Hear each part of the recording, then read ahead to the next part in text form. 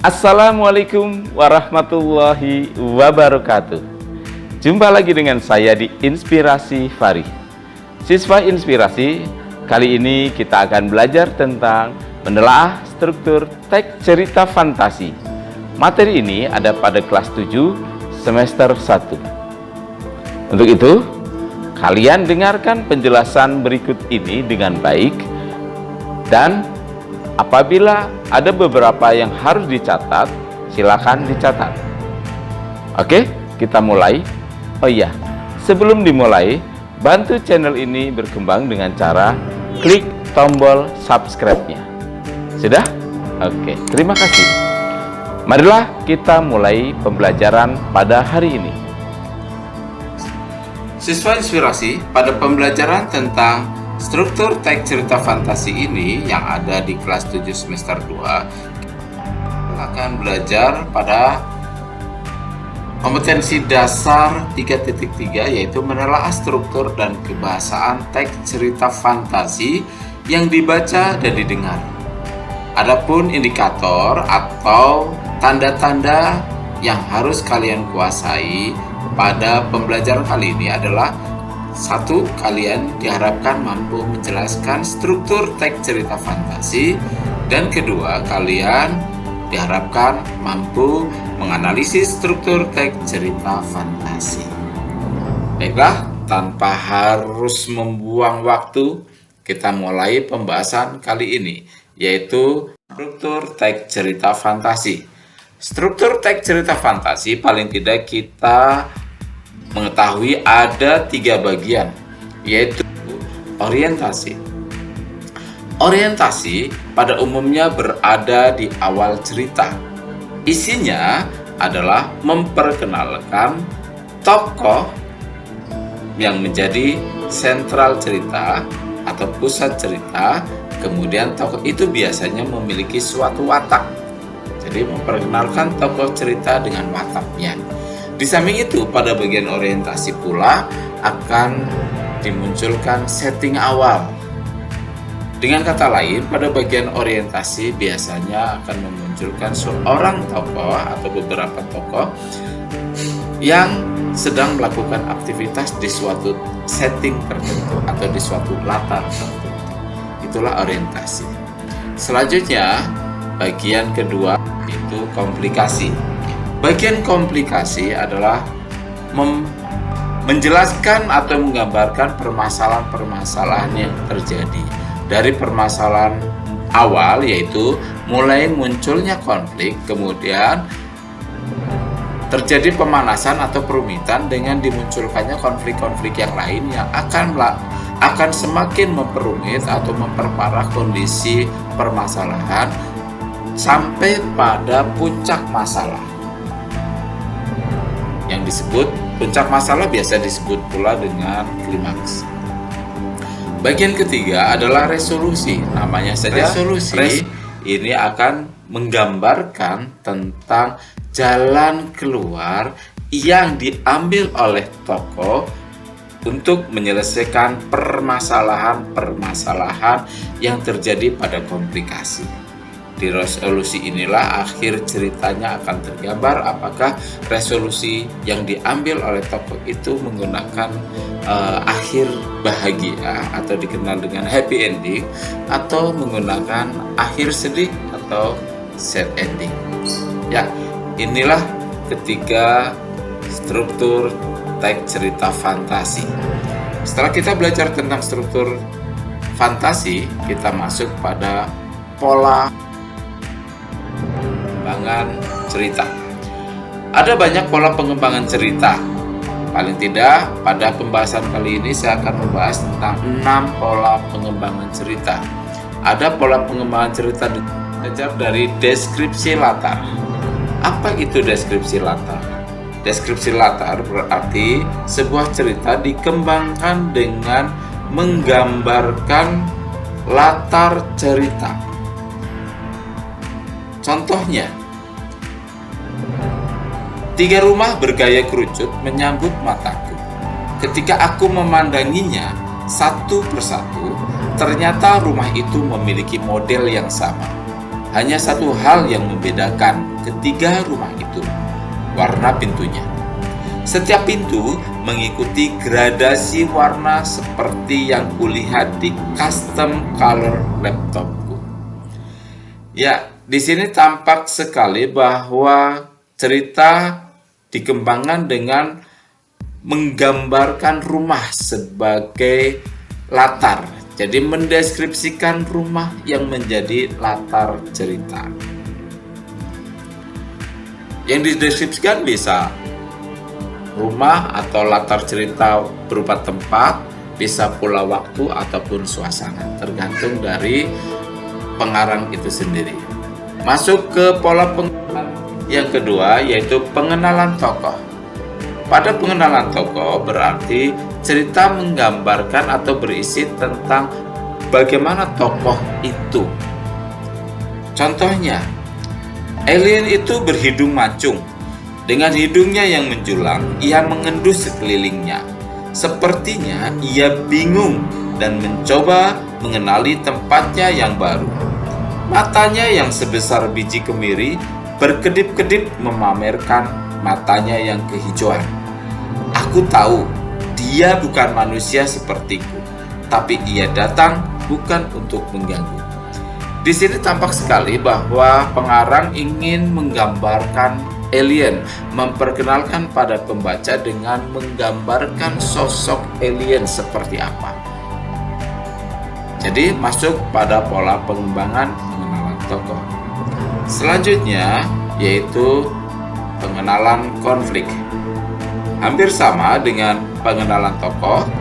Di pengenalan konflik yang diperkenalkan adalah konflik atau masalah yang dihadapi tokoh. Contoh, kau harus membawanya kembali. Erza berteriak kalang kabut. Aku gugup, bingung, tak tahu apa yang harus ku berbuat. Sedangkan manusia dengan wajah setengah kera itu memandang sekeliling. Manusia purba itu menemukanku ketika aku menelitinya dan tanpa kusadari ia mengikutiku. Manusia purba itu akan mati jika tidak kembali dalam waktu 12 jam. Tampak sekali dalam bagian ini konflik yang dihadapi tokoh aku. Secara dilematis, si aku itu menjadi bingung dan gugup karena dia harus menyelamatkan manusia kera yang menjadi bahan penelitiannya, yang ternyata hidup. Dan apabila dalam 12 jam itu tidak diselamatkan, tidak dikembalikan ke tempat semula, maka manusia kera itu akan mati. Ya, selanjutnya pola pengembangan cerita yang lain adalah dengan menghadirkan tokoh lain. Menghadirkan tokoh lain berarti menampilkan tokoh lain yang ada dalam cerita. Contohnya, tiba-tiba seorang alien berukuran lebih besar datang. Perutnya buncit dan bibirnya berwarna merah. Matanya merah.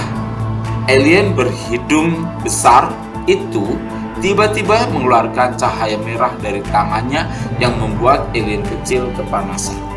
Di sini tampak sekali dimunculkan tokoh lain yaitu alien besar. Sementara kita tahu bahwa di sebelumnya pasti ada tokoh alien kecil. Kita lanjut ke mengubah latar. Pada pola pengembangan mengubah latar, berarti latar itu menjadi berubah. Ya, terjadi perubahan pada latar cerita. Perubahan itu bisa karena kondisi sesuatu hal atau tiba-tiba pada hal yang lain. Contohnya, laut yang tadinya tenang dan berwarna biru muda, kehijauan, bergelombang, berbuih. Gerakan air itu menandakan sedang ada yang terjadi di dunia samudera. Aku harus memeriksa apa yang terjadi. Aku tak ingin melihat warga bumi terluka karena pertempuran samudera. Ya, di sini latarnya adalah laut, kemudian laut itu ternyata berubah. Awalnya tenang dengan warna biru muda kehijauan, kemudian tiba-tiba bergelombang dan berbuih. Yang terakhir adalah pola pengembangan cerita dengan lompatan waktu. Pola pengembangan dengan lompatan waktu ini berarti melompat pada zaman yang berbeda, misalnya pada masa lampau atau masa depan. Contoh, di tengah asyik mengamati candi, tiba-tiba bumi berguncang dan blum. Saya terdorong di sebuah tempat kemilau yang serba keemasan. Baunya harum dan indah. Sebuah kerajaan megah ada di hadapanku. Ya, di sini tampak sekali bahwa tiba-tiba dari waktu yang berada di bumi sedang mengamati candi, tiba-tiba entah ke satu tempat dengan waktu yang tidak tahu di mana, kapan, dan seterusnya. Ini namanya lompatan waktu. Yang seharusnya untuk menuju ke satu tempat ke tempat lain itu perlu waktu, tapi ini tidak, tiba-tiba muncul saja ke waktu dan tempat yang berbeda. Ya, itulah pola pengembangan cerita yang bisa kita pelajari dari teks deskripsi. Lalu bagaimana dengan alur? Alur pada teks deskripsi paling tidak kita mengenal beberapa, yaitu perkenalan.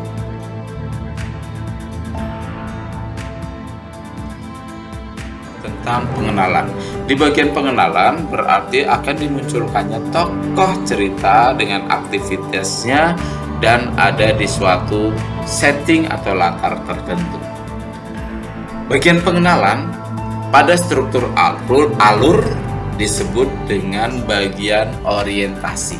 Artinya, bagian pengenalan ini pada hakikatnya ya sama saja dengan bagian orientasi di struktur cerita fantasi. Lanjut. Kedua adalah rangkaian kejadian. Namanya saja rangkaian kejadian, berarti akan memunculkan kejadian-kejadian yang akan mengarahkan sebuah cerita pada permasalahan yang terjadi. Rangkaian kejadian akan diawali dengan dimunculkannya sebuah masalah awal, kemudian muncul masalah-masalah lain yang semakin memperumit jalan cerita. Kemudian setelah masalah-masalah atau konflik-konflik itu terjadi, maka akan tiba saatnya pada yang namanya klimaks. Klimaks disebut juga puncak permasalahan. Puncak permasalahan ini menjadi menjelang akhir dari sebuah peristiwa dalam sebuah cerita. Kalau kita hubungkan dalam struktur teks, maka rangkaian kejadian dan klimaks ini masuk pada bagian komplikasi atau permasalahan. Bagian terakhir adalah resolusi. Di bagian resolusi, pengarang akan menampilkan bagaimana tokoh cerita menyelesaikan permasalahan tersebut. Permasalahan setelah sampai klimaks maka akan diakhiri dengan cara seperti apa? Apakah dengan bahagia ataukah dengan sedih? Itulah resolusi. Kita hubungkan kembali, pengenalan pada struktur alur disebut adalah orientasi, sedangkan rangkaian kejadian dan klimaks pada struktur alur ini akan bersamaan dengan komplikasi pada struktur teks secara utuh. Kemudian resolusi sama saja resolusi.